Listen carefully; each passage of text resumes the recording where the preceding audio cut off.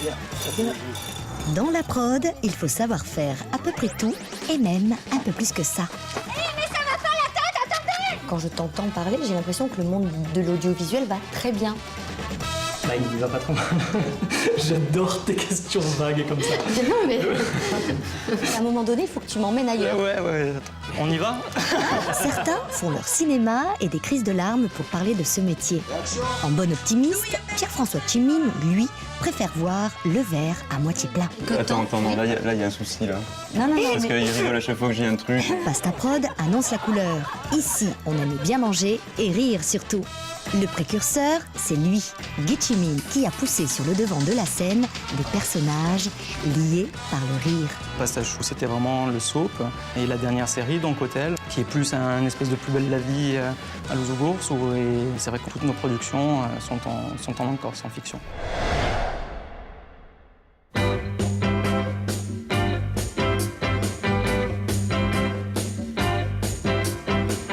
Parecchi e tutti avranno una vesta sferrante Vabbè, ma farai l'aperitivo. e farai l'aperitivo. No, perché non voglio mica io non vado per mica fare l'aperitivo, voglio la mantara come qui. Non la verrai giunta.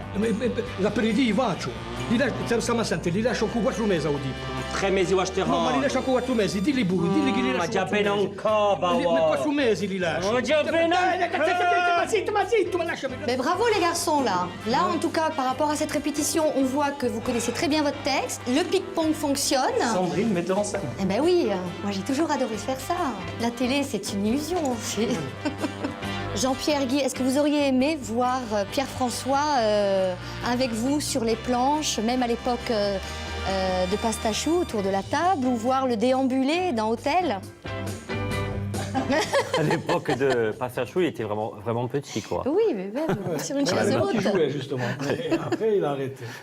Il a arrêté. Pierre-François, pourquoi ce choix? Bah, je sais pas, j'étais plus intéressé par comment on fabrique un film que de le jouer, en fait, depuis le départ. Nous nous trouvons ici dans Ouais. le studio d'enregistrement de Pasta Prod, Ouais. ta boîte de production. Oui, tout simplement. Donc c'est un lieu de répétition de théâtre. C'est votre lieu, là, c'est le lieu de la compagnie. On a attendu très longtemps, oui.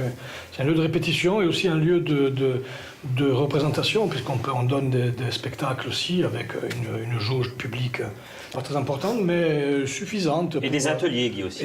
Oui, des ateliers, etc. Et des tournages. du Et coup. des tournages. Tournage, évidemment. Un studio multifonction. Oui, c'est vraiment polyvalent. Déjà, c'est partagé donc, entre le Théâtre qui est vraiment spécialisé dans le théâtre depuis plus de 25 ans, et Pasta Prod, qui a été créé en 2005, donc qui est beaucoup plus récente.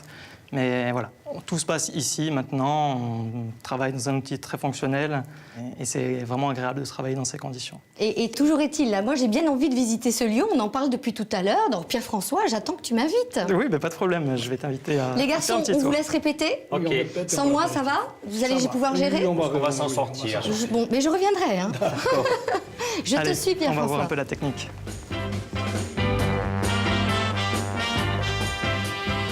Ah, il y a quand même des gens qui travaillent. Ils font semblant de travailler. On va aller voir Thomas. Le monteur.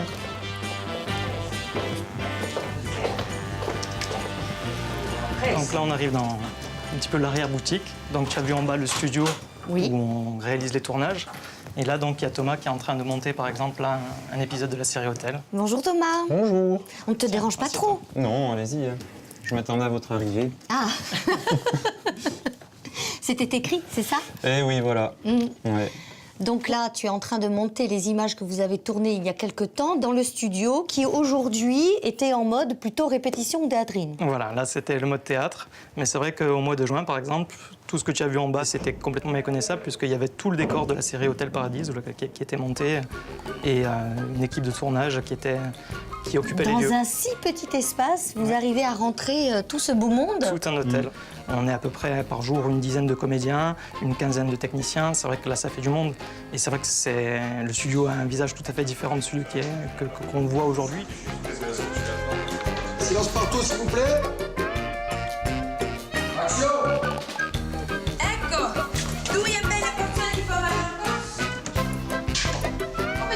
Donc ici, nous sommes dans une salle de montage, mais je vois qu'il C'est fait ça. office également de régie. C'est ça. C'est-à-dire que quand il y a le décor d'hôtel qui est en bas, il y a les 4 caméras. Donc c'est tourné plus ou moins dans des conditions presque directes. Donc il y a 4 caméras en bas. Donc il y a un plan large, puis un plan serré sur chaque comédien. Avec le retour sur les grands. Voilà. Là, pour Hôtel, vous faites des sessions de tournage de combien de temps à peu près? C'est-à-dire que pour 16 épisodes, donc on a 16 jours de tournage. Par an, il y a 32 épisodes, donc on fait ça en 2 sessions. D'accord. Et 16 épisodes, vous mettez combien de temps pour les monter? Pour un épisode, ça peut aller de 2 jours de montage à 4 jours maximum. Là, on a eu 5 prises, donc 5 séquences différentes, avec des intentions de jeu différentes, un rythme différent, tout ça. Donc notre travail, ça consiste à combiner un peu toutes les séquences pour en faire une qui est bien rythmée, avec des intentions justes, tout ça, quoi. C'est un puzzle géant. Donc c'est un gros puzzle, ouais, c'est ça. Donc par exemple, ce plan, donc il y a Jean-Pierre, je peux le déplacer et Voilà. le mettre ici. C'est ça. Et là, je peux mettre lecture. Et là, tu peux envoyer lecture. Non, je sais pas. Vous verrez que nous ne sommes pas tous des mafieux terroristes. Nous sommes... Eh ben non, là il y a un Voilà. problème de son. Et voilà. Tout à fait, parce que tu as mis un plan... Et j'ai déplacé l'image, mais j'ai pas déplacé voilà, le son. C'est ça. Bon, ben, on va te laisser travailler, hein, Ça va. puisque bon, le temps passe et les comptes de Pastaprod veillent. Ouais, on commence à avoir peur. Là. Merci Thomas de toutes merci ces à vous. informations. Nous te laissons travailler. Pierre-François, on continue la visite? C'est parti. Allez, c'est parti.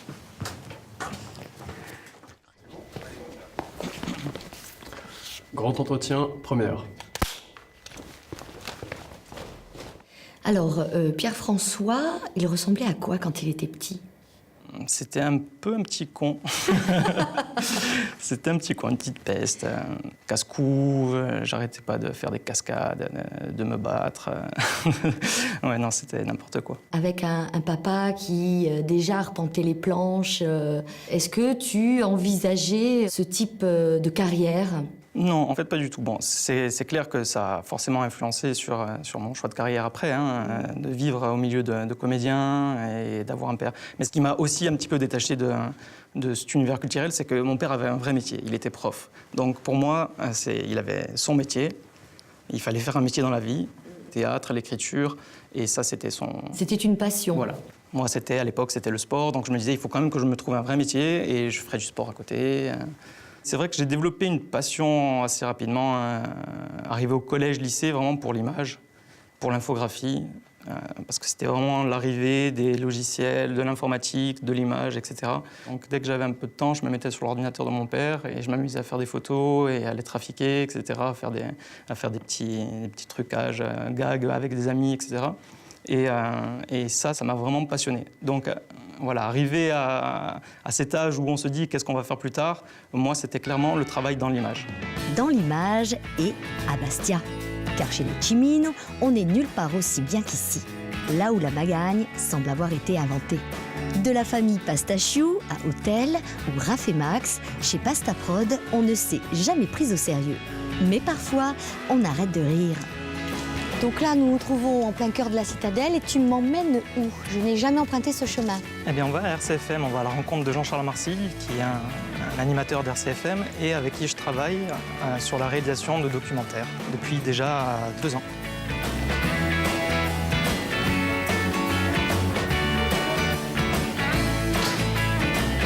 Allora compia l'emissione d'oggi, di idea vostra, ci ritrovo di sicuro a sapere domani da 1 ora e mezzo a 3 ore.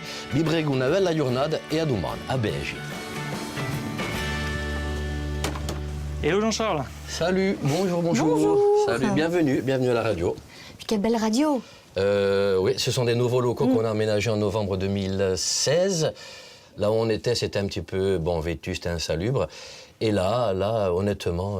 Et puis pas de problème pour se garer. Ils ont mis le paquet. Non, moi je viens à pied. Mais sinon, il y a un parking, voilà. Ouais. On peut se balader, voir les studios, et puis éventuellement, avec Pierre-François, on peut parler aussi de notre collaboration. Allez, on y va, alors je vous accompagne. Je t'en prie. Alors venez, je vais vous faire visiter. En fait, la radio elle a été construite avec un chemin de ronde tout autour. Enfin, ils l'ont gardé, ils vont le réhabiliter. On va passer par là. Et après, on a une vue en contre-plongée de la radio qui est très jolie. On va arriver à ce qu'on appelle le chemin de ronde. Bon, pour l'instant, il n'est pas entièrement réhabilité, mais je pense que c'est dans les projets. ce qui est intéressant, voilà, bon, Pierre-François connaît, mais Sandrine, c'est le toit, voilà, cette architecture, c'est fait en Corse, c'est made in Corse, c'est grand. Alors ça, c'était pour la placer. Donc tu es à la fois, on peut dire, animateur radio Oui. et également réalisateur. Oui, depuis de nombreuses années. Oui. Comment tu passes de l'un à l'autre? C'est facile, ce ne sont pas les mêmes outils pour t'exprimer? Je dirais qu'un métier sert l'autre et vice-versa. Oui. Donc ça c'est important parce que bon, quand tu réalises, tu es amené à faire des interviews. Donc les interviews, c'est quand même la base de notre métier. Mais je pense que les règles d'écriture sont à peu près les mêmes, elles sont communes. Donc, il faut préciser que Jean-Charles, même s'il travaille à la radio, a une vraie sensibilité pour l'image. Et il fait pour lui un peu des photos. Voilà, donc du coup, tu peux amener aussi dans tes prospections un peu plus de poésie, peut-être? La caméra te permet... On essaye, lorsque le sujet ou les lieux... Pareil, je sais pas, demain tu as un décor qui est un peu onirique, tu peux laisser un peu ton imagination, tu peux profiter des lieux et puis Dieu sait si ici on est gâté, donc on essaie d'en profiter au maximum. Et qu'est-ce qui t'a amené à pousser la porte de Pasta Prod? Alors, pour être bref, en fait, après 15 ou 16 ans à France 3... En intermittence? En intermittence, j'ai cherché un producteur et tout de suite ça a collé avec Pierre-François que j'avais rencontré. Ben, c'est rare, en fait, bon, ça m'embête de parler, de dire du bien comme ça des gens devant, mais c'est une perle rare. Parce que moi, je suis arrivé la première fois, j'avais un projet, je l'ai présenté, il m'a dit banco. Non, franchement, je pense que j'étais cool, mais surtout, voilà, moi, j'avais jamais fait de documentaire avant, j'avais jamais produit de documentaire. Et quand il y a quelqu'un comme Jean-Charles Marcil qui vient dans votre bureau avec son expérience, etc., qui vous propose des sujets intéressants, on est obligé de dire oui, quoi, en fait. Pasta Prod a produit le documentaire Corsica, una via romana, l'occasion d'explorer de nouveaux chemins créatifs. E così sia, in memoria. Après mon bac, j'ai fait des classes prépa pour devenir ingénieur en informatique. Au départ, en fait, l'objectif, c'était d'atteindre le bac plus 5, qui ouvrait, soi-disant, les portes d'un bon salaire, etc. Sauf que quand je suis arrivé sur le marché du travail avec mon diplôme d'ingénieur en informatique, tous les postes étaient pourvus, en fait. Le gros boom, c'était dans les années 2000. Et moi, je suis arrivé en 2004 sur le marché du travail. Et donc, il y avait beaucoup de chômage dans le domaine et les ingénieurs en informatique étaient très peu payés. C'est à ce moment-là que j'ai décidé de me réorienter, en fait, de faire un DESS à l'Université de Corse, un DESS en communication. Et ce DESS m'a ouvert les portes de France 3 Corse, puisque j'ai fait un stage de 6 mois à France 3 Corse. Et c'est là que tu as découvert tout ce monde. Et que j'ai découvert un petit peu ce qui faisait une production audiovisuelle. Vraiment tous les postes. Oui, toute la chaîne de fabrication. Voilà. Et donc, arrivé à France 3, en stage, on m'a de suite délégué des missions assez importantes, comme refaire des habillages d'émissions. Ça coïncidait en fait avec la sortie de la chaîne Viasté, là aussi. Donc, j'ai été en charge avec Philippe Raffael, le réalisateur, de créer des clips de présentation de la chaîne. Donc, c'était quand même des grosses missions. Donc, il m'a embauché pour faire de l'infographie. Et j'ai travaillé comme ça pour Viasté à peu près, on va dire, 6 mois. Mais pendant ces 6 mois, donc, Viasté envisageait d'externaliser de plus en plus de production. Et mon père travaillait avec France 3, il faisait la famille Pastachou à l'époque. Et donc il voulait qu'une boîte de prod externe s'occupe de la production de la famille Pastachou. Allora, Oyasipi, per esempio, l'hai fatto? Bella figura, di più bello di Amarina e anche di Ostia. E la lettera l'hai mandata? A quale? A Babbo Natale. Ne ha mandato 5-6, non sono mica sicura che li siano giunte. Allora ne ha da mandare un'altra. Ma voglio troppo dare do Oyasipi, non è mica riceve tempo.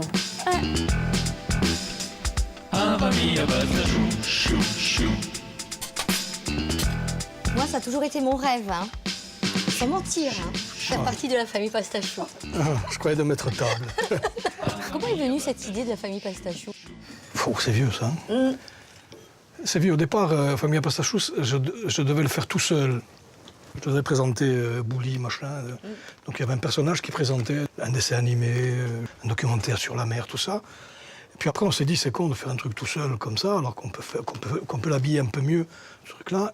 Et on a pensé à une famille qui a table, qui mange, et, voilà, et qui discute de choses et d'autres.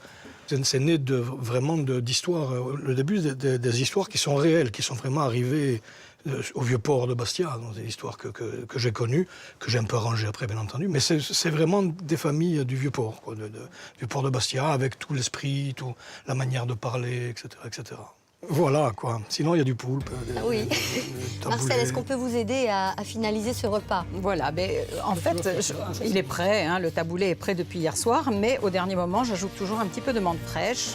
Voilà. Parce que, Ah, mon Dieu. Eh bien, on est bien là, hein. Tout à fait.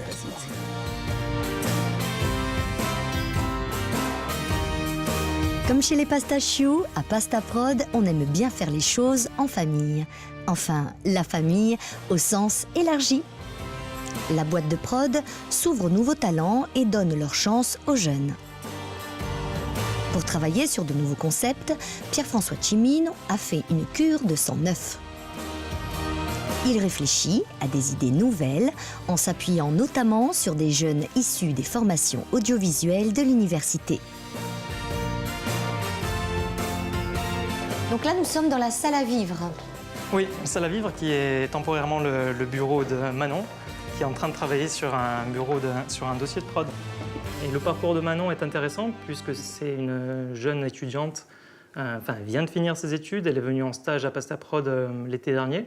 Et depuis quelques mois, elle travaille à temps plein ici à Pasta Prod.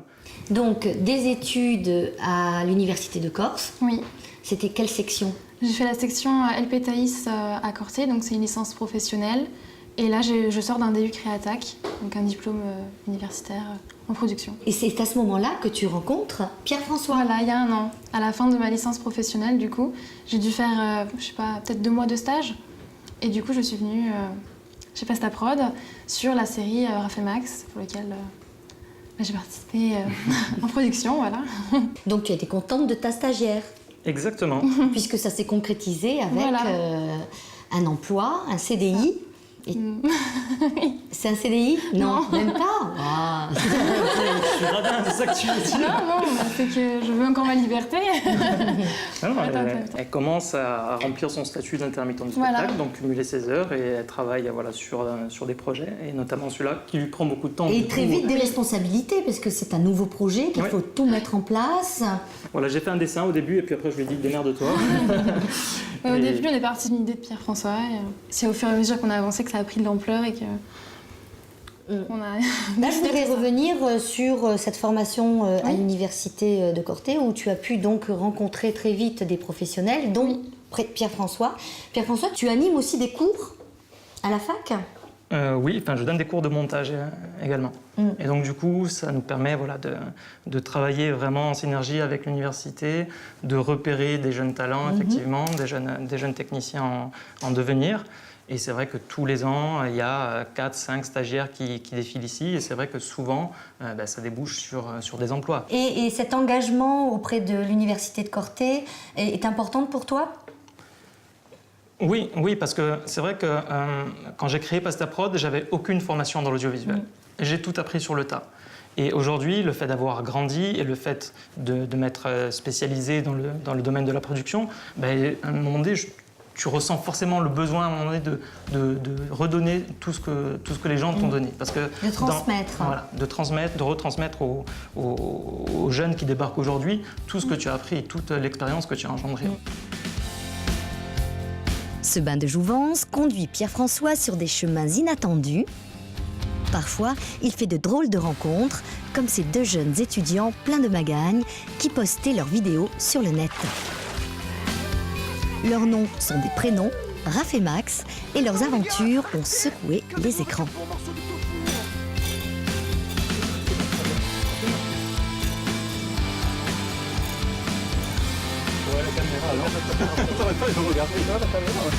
Aujourd'hui, on est chez eux, à Mourat, en plein tournage de la prochaine série.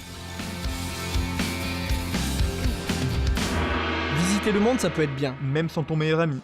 Bon, Fradé, j'ai réfléchi et franchement, au village, on a tout fait. On a volé les bouchons de voiture aux touristes. On a dévissé toutes les ampoules des lampadaires. On a emmerdé les petits jusqu'à ce qu'ils pleurent. Du coup, j'ai envie de voir autre chose. Je me casse. Pierre-François, quelle drôle d'aventure de se lancer dans la web-série. Ben oui, on s'est dit à Pastaprod que ce serait le bon moment de se lancer sur le web parce qu'il y a de plus en plus de monde qui regarde des vidéos sur Internet. Oui, et puis la télé change. C'est ça.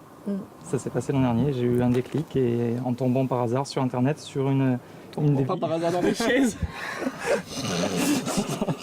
En tombant par hasard sur une vidéo de ce Deloustier. Est-ce que vous sentez qu'au niveau des likes, vous êtes suivi au-delà de la Méditerranée? Déjà, au-delà de la Méditerranée, on a eu le soutien de France 4, qu'on a rencontré au Jamel Comedy Club quand on est monté, donc qui ont coproduit la saison 1. Après, on a été sélectionné dans 2 festivals, à Luchon et un festival à Paris. Après, ce qui en est vraiment des réseaux sociaux comme Facebook, tout ça, ça dépend de ce qu'on propose. Il y a des programmes qui s'exportent mieux que d'autres. d'autres. C'est léger, on voit de temps en temps quelques commentaires, on vous suit du côté de la Garonne, tout ça. De la Garonne, un peu cher. Et... Donc, ouais, mais voilà, ça fait toujours plaisir, mais d'autant plus que la série, on l'avait écrite pour qu'elle puisse s'exporter, voilà, de pas trop se cloisonner à faire du Corse pour les Corses et par des Corses. Mais ça, on a grignoté un peu sur le sud, on va dire. Petit à petit. Petit à petit. Là, nous trouvons que vous avez encore décidé de tourner dans votre village. Vous allez réussir à vous en extraire? Non. Non. Franchement, ici, on a tout, quoi. C'est un personnage, hein? On a besoin d'un champ, il y a un champ. On a besoin d'une église, il y a une église. On a besoin d'aller chez mon grand-père, on peut y aller. On a tout ce qu'il faut. Et puis les gens, ils se prêtent souvent au jeu, donc ils nous laissent que ce soit le bar ou l'épicerie. Et puis ils nous dépannent.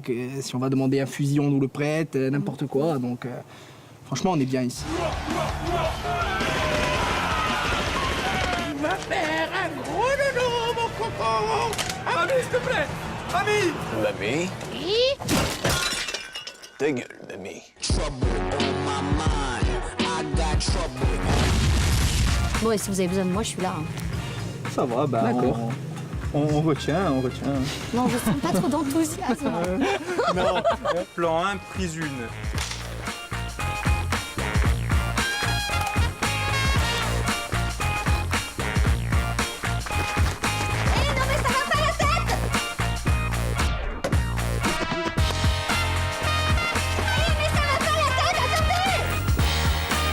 Et sur un tournage, un producteur, il sert à quoi?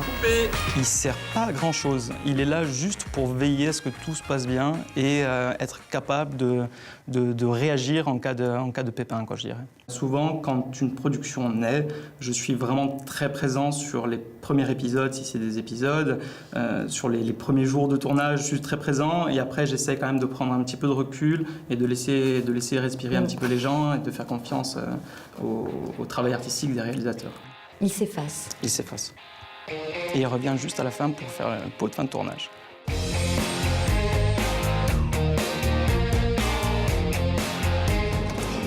Et vivre à Patrimoine, pour toi, c'était une évidence? Pas du tout. C'est ma rencontre avec ma conjointe actuelle qui m'a poussé à la suivre ici. Ouais, le fait de franchir le col pour aller travailler le matin et de le refranchir le soir, ça me permet de séparer géographiquement, on va dire, les 2 espaces, la vie professionnelle et la vie privée.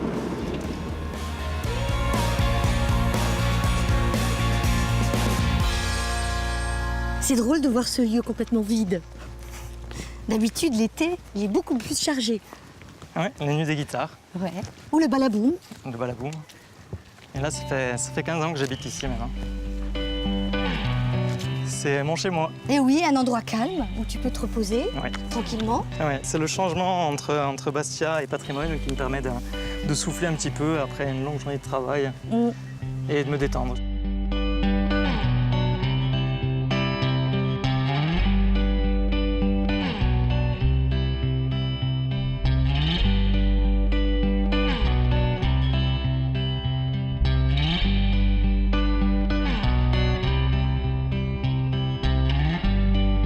Mais si. Là, on est encore dans le gras. Avec des glaçons. Moi, j'en veux 3 de glaçons, s'il te plaît. C'est vachement sympa. Le soir, quand je rentre du travail, tu vois, je me coupe un jambon. Je me coupe un jambon et tout va mieux, tu vois. Elle est délicieuse. Elle est délicieuse, alors on va goûter, Caroline. Vous voyez. Elle est plus que bonne, normalement.